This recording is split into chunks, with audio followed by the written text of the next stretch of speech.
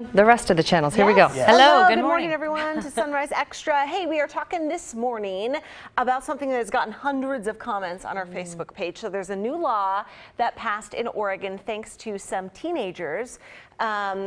Put it through into Salem, and legislators passed it into law that now gives designated mental health days to kids in school, in addition to like the traditional physically sick days. Okay. Yeah, when you call in sick.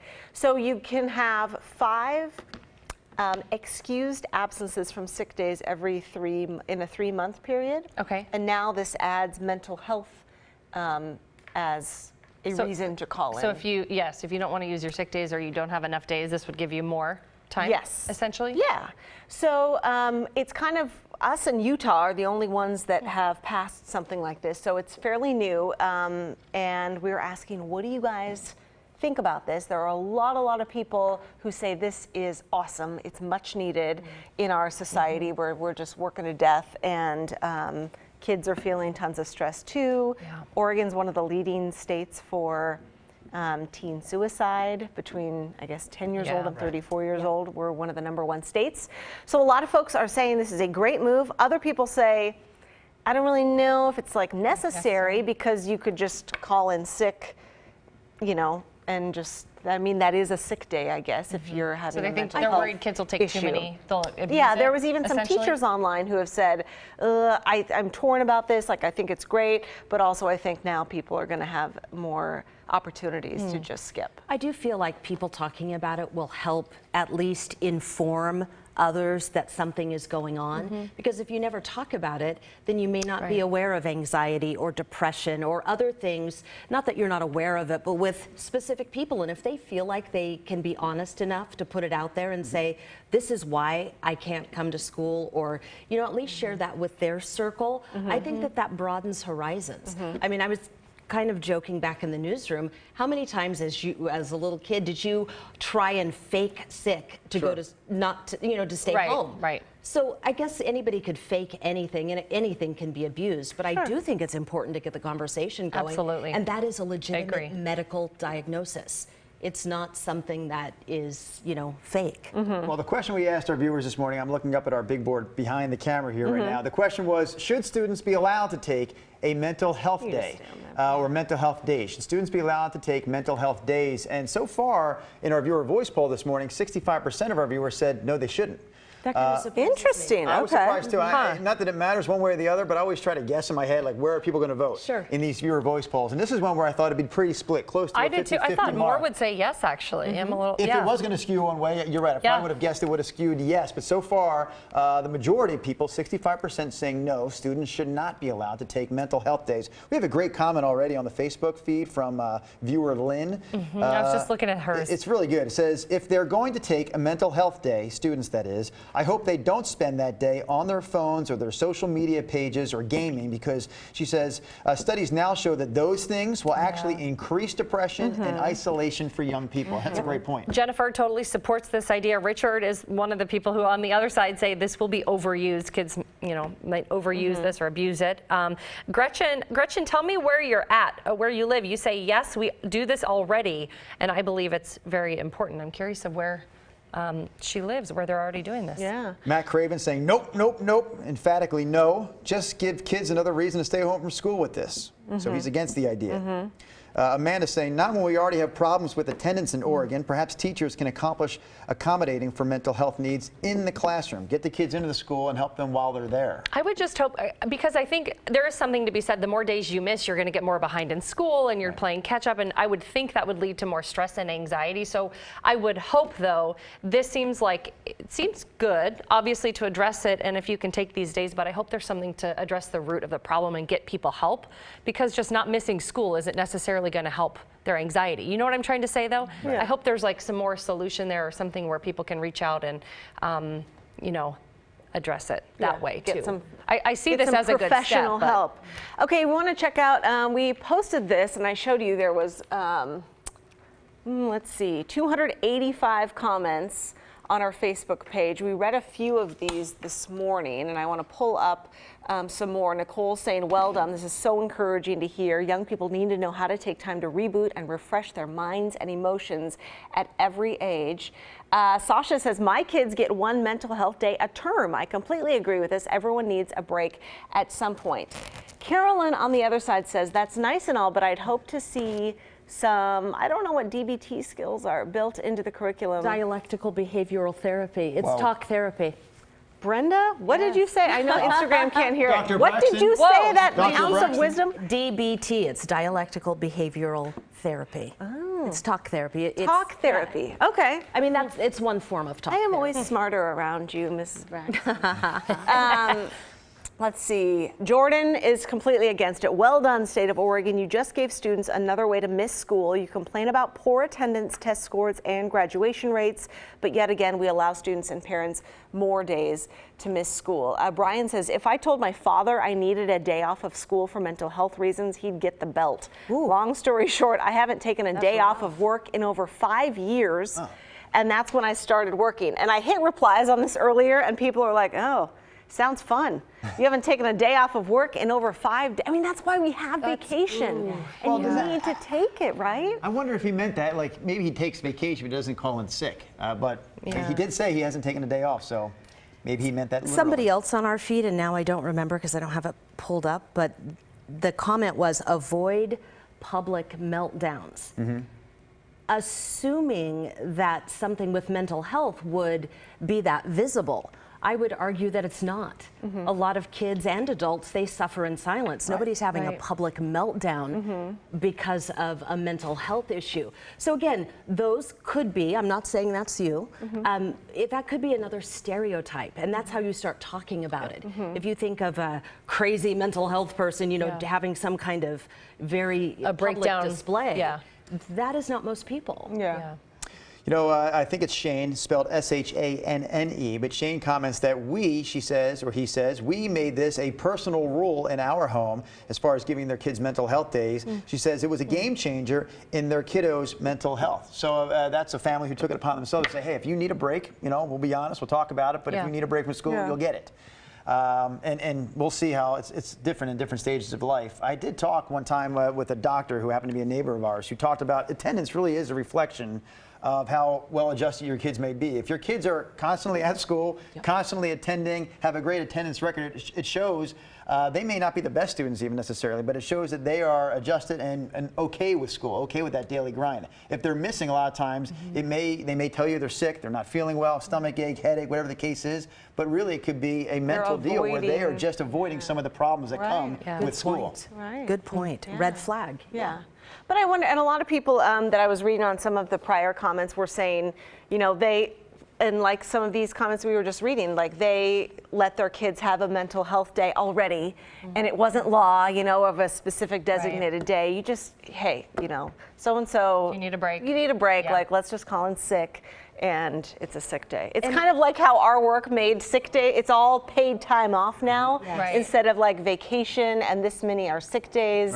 And you decide, how you use them, but it's all just whatever is written down as a label. And I think the teachers that I know make every accommodation if parents reach out to them to work with the student, whatever the problem is. If they've missed a lot of school because of a broken leg, or I mean, you know, whatever physical malady, or if it's a mental health thing. Like the teachers really want to keep those kids in there and give them as much support as they need.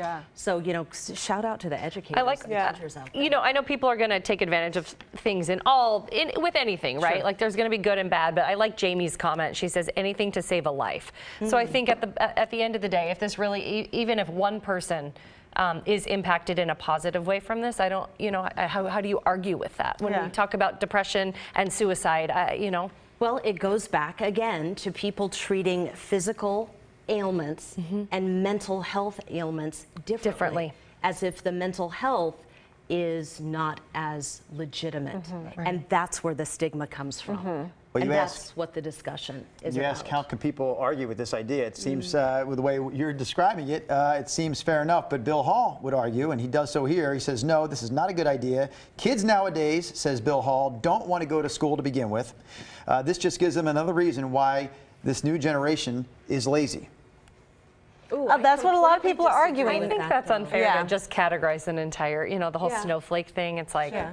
I don't know, There's the group, there's a whole other side that says, oh, we're weak now, if we're letting our emotions and just kind of catering only to emotions instead of kind of the tough love aspect of like, get to school and let's figure it out, I mean, I get that argument. Everybody loves to say, well, I had it so rough and when I was a kid. I understand that thought, but those of us who didn't grow up with social media and everything we have now, nobody can really relate to each other's generation because you didn't each you weren't growing up with the same experiences. So to discount things and to blanket term it, I just find that to be insensitive and just, I don't know. I mean, did tough love work for you? Maybe it did, but maybe it didn't for other people. Right. It's like, it's hard to judge somebody else. Yeah. Verna, doubling down on what Bill just said a moment ago. I mean, Verna's really bringing it here. She says, wow, these kids are so spoiled. We had to just learn to deal when she was a kid. She says when her dad died, she didn't get any special treatment. She had to go to school nonetheless, had to put up with the same people no matter how it felt. And she's saying that these kids today should grow up. Just do it. It's called life, and you don't get to take a day off until you die. But Verna, when that happened to you and you had to go to school, like, did you like that? Or were you upset and being like, I need to process this and like take a day or two or whatever? I mean, a parent passing away is a huge deal. It is. And I wonder if at that time you were like, I'm being made to do this, but I mean, bottom line, there's a reason we talk about depression and suicide, and teen suicide. Yeah. So there's clearly an issue, whatever your thought is or your argument on it. But at least, like Brenda said, this is opening up the discussion. But you know what, when you talked about generational things, I think that was really on point. My parents, who are no longer with us, but my parents were, my mom was born in 1925, right? And she passed away at, 80 some years old. But her family never talked about anything. Yeah. And she absolutely, they didn't say, I love you. They didn't share their feelings. It was a much different time. And they bucked it up. It's not that. And she suffered greatly from that. Sure. Right. And she told But me it's over the silent years, suffering it almost, was yeah. silent suffering. And just because you don't say it out loud doesn't mean that it doesn't impact you. And she always told me growing up, I knew I didn't want to raise my family that way. Right. So she was very demonstrative with me, but she didn't come from that from that background. And maybe I'm in media because I love to talk, but that's how I process things. And I think all information is good information to hear from different people. And honestly, maybe tough love works for a lot of people. Maybe maybe they parent their kids like that, and it works, but it doesn't always. And you know what DBT does is that two things can be true at the same time. Right. You can give somebody tough love, and you can also give them a mental health day. They're not You can mutually do both, exclusive. yeah. Right, exactly. Yep. Yeah. Very well said. And Caitlin on Instagram, she says Oregon has one of the shortest school years, so that's why teachers might be concerned of students not showing up. We need more school days to have less cramming every day. I see that side of it too. Yeah. I mean, it's Somebody else on Instagram weighing in, I need surf days off work to go surfing. Yeah, see, that's kind of a mental health day, right? Go connect with nature and get off work. The comments today really are interesting. I'm kind of just feeding through these while also listening to you all here. But Amanda, commenting on our Facebook feed, says that she herself is a teacher, and she says it's necessary for kids. This is coming from a woman who says she is a teacher herself. She says it's necessary for kids to learn coping skills and stay in school even through the hard days. Yeah. Oh, we have a comment from a middle school teacher, and Tazi? Is it Toddy? Sorry, I don't know how to pronounce your name, but they say, I'm a middle school teacher. Accommodating for all students' needs and teaching the curriculum is nearly impossible these days, but not allowing students to take the time they need to feel mentally strong isn't just not right. So, I mean, clearly you see the kind of juxtaposition of, kids need to be in school, they need to learn. It's tough to accommodate, but, you can understand the need for these mental health days. So I don't know how teachers do it. I don't know. Teachers are like, wow, bow down. you're amazing. And I don't Kristen understand. saying, no, this is ridiculous. Kids need to learn coping skills, go talk to someone, deal with life. Mental health days is only going to create isolation. Further mental health days, failing grades, leading to more depression. An ongoing cycle. Where does it end? Where does real life begin? And Rob St. Helen on Instagram, thanks for watching always, Rob. He kind of agrees. Today's kids are soft. They never walk uphill both ways in the pouring rain like we all did. These kids are not ready for life and everyday problems. I think it is just a different world now. It is. You know? Yeah. There's a lot of pressures, a lot of And comparisons. I feel for our kids when they're like, you know, I can't 15. imagine what it's going to be like. It's going to be crazy. So yes, talk it out. Okay, so keep commenting on that. We want to also talk about a super fun topic today. Christine Pitta wanted to get on in here, girl. Oh, yes. You've been on the hunt. I haven't been on the hunt, but a guy I talked to was on the hunt and has been. Yeah, still. so you found a Bigfoot like expert kind of out in the coastal range in Oregon. You followed him through the woods. He's what, 93? Yeah, 93 years old. 93 years old. That guy right there, Peter Byrne. And the reason I decided to do this story to begin with was because I saw that the FBI released some documents last month. They basically released documents that looked into the existence of Bigfoot, in that they were testing hair samples that this guy, Peter Byrne, sent them back in the 70s. And so I saw his name. I saw that he ran the Bigfoot Information Center in the Dalles back then. And I was like, what? There was a Bigfoot Information Center? A BIC. Yeah. So I decided to Google him, and I got in touch with him, and lo and behold, he's living in the Coast Range, still looking for Bigfoot. He has motion sensing cameras up in like the mountains. He hasn't caught anything on camera yet, just deer. And he's never seen Bigfoot yet? He has never seen Bigfoot, but he says he's heard weird noises in the woods. And he's also had way too many credible reports, he says, to not believe. So is he originally from Britain? Yes, yeah. So he's from England. I mean, he fought, did he say? I can't remember. He is a veteran. And then, you know, he's had a life. Basically, from there, he went to Nepal and was hunting for Yeti. And, wow. And he was on an expedition, and this expedition was funded by, I guess, some really wealthy people in Texas. Oh. And then after that, he got some wire, or he got a message from the States asking him to look into Bigfoot in the Pacific Northwest, and he apparently scoffed at it. He was like, oh, Bigfoot in the United States, because he thought, oh, it's too developed. But then when he got here and he saw like the amount of forest we had, he thought, oh, okay, I can look for Bigfoot here. And so for a while, his research and his expeditions into like the wilderness of the Pacific Northwest was funded like his Yeti expedition. Fascinating life and career and What a hobby, whatever right? you call it. Yeah. Okay, so we want to know, do you guys believe in Bigfoot? Is he out there in the Pacific Northwest? You've probably all seen that grainy video of this like hairy looking thing The walking one is not around. even that grainy. That video from, I don't know, it's like 40 years ago that they keep It was showing. like 1960. That's not even that grainy. That looks pretty clear to me. Is that someone in a suit? Yeah, or and is it is Bigfoot? relatively grainy, but people have enhanced it because Okay. of technology these days. Got it. You Sure. can enhance it and see. And I mean, apparently, Peter Byrne referenced it too, but apparently it hasn't been officially debunked. Officially, So there's hope apparently. out I think if you believe in Bigfoot, like we all, I think none of us believe. Am I right in saying that? None of us really believe in Bigfoot? At this it table? At this table. I don't. You don't? Christine, I can tell you don't. I Come on. don't think so. No. Nina, no way. Ashley, no. So it's 0 for 5. But if you do believe, I think you don't believe in a singular creature as a singular Bigfoot. I think you believe in a species of big feet. Yeah, I've always wondered, it's just like a whole... No, I looked it up. So there are, if the plural, I know the answer. you can either say Bigfoots or big feet. Either plural works. You can say Bigfoots. But I think the people that believe that there are more than one of these out there. Okay. Right, and Byrne was saying he doesn't believe there are very many because, I mean, not many people catch sightings of them. And also he said, I asked outright, like, well, you know, if these creatures exist, why is it that in a day and age when all of us, many of us have cell phones and cameras, why has it not been, you know, captured on video? And he just says, yeah, people panic, they see it, and then boom, it's gone. Or they see something and then boom, it's gone, and they don't have the time to take out their phones.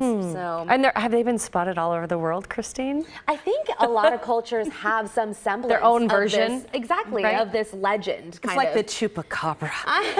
There's so much good lore, man. There's so Exactly. many different things. In this country, though, the Pacific Northwest is like Bigfoot central. Territory. Bigfoot country, yeah. So I don't know, the overwhelming majority of reports of the Bigfoot have come from the Pacific Northwest in this country. You know, KGW reported on Bigfoot back in 1971. Yeah. Right. And the reporter in that video said that, you know, Mrs. Baxter, that was her name. I don't know her first name. That was the woman we heard from, That was the right? woman we Yep. heard from Seeing who it right said that Bigfoot was 12 feet tall. She came face to face with the Lordy, creature. lordy. Yeah. And the reporter said this report is one of dozens that come in every year. So It's not just Mr. Byrne. I have a high school friend who I got this notification on my Facebook, and it was to join a Sasquatch Facebook group.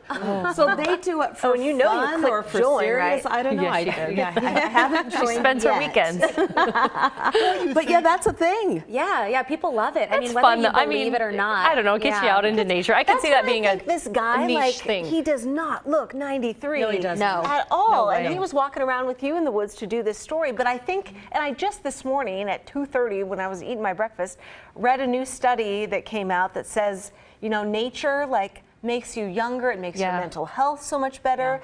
Getting outside for like 2 to 3 hours a week, even in just a city park, for a little bit.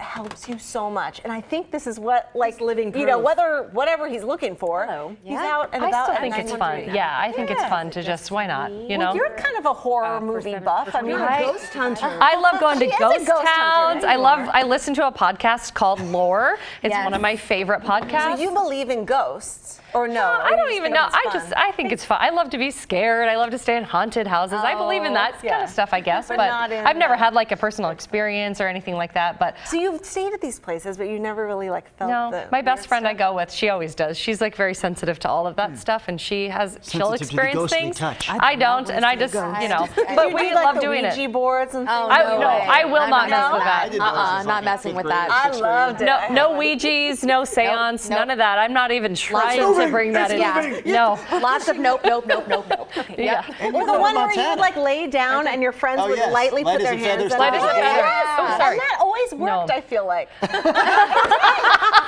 Okay, keyword, I feel like. Notice it was never the huge friend that was the one we were lifting Right. up. Who's the smallest friend we have? Lay down. Who weighs 12 pounds? Yeah, that's funny. And you grew up in did- Montana, so you yeah. probably lived next door to Bigfoot and didn't even know it. I probably did, probably out in the mountains.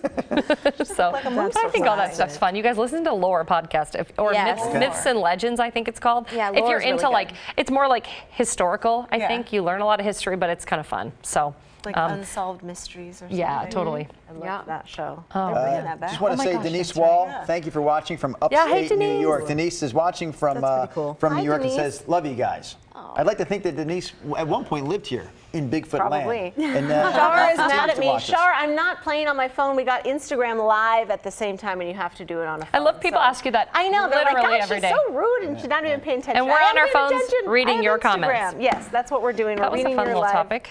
Yeah, Bigfoot was comments. fun. So- Good job, Christine Pitawans, Yeah, with that that was report. fun. And you have Yes. more from him on KGW.com. I'm in the process of putting it up online. It'll be available a little later this morning, and a bunch more. I mean, he's written so many books That was a fun story. on this too, so he Hair is the expert. samples and everything. Yeah. Hey, All real right. quick, what happened to the hair samples? What did they say it belonged to? Deer. Dear. Yeah. Oh, that's right. Yeah. Deer. The mystery FBI is tested solved. it, and it was deer. Yep. All Sorry, right. Peter. Sorry. Wah wah. There's still time. All right, you guys, that does it for Sunrise Extra. We will see you tomorrow. Bye.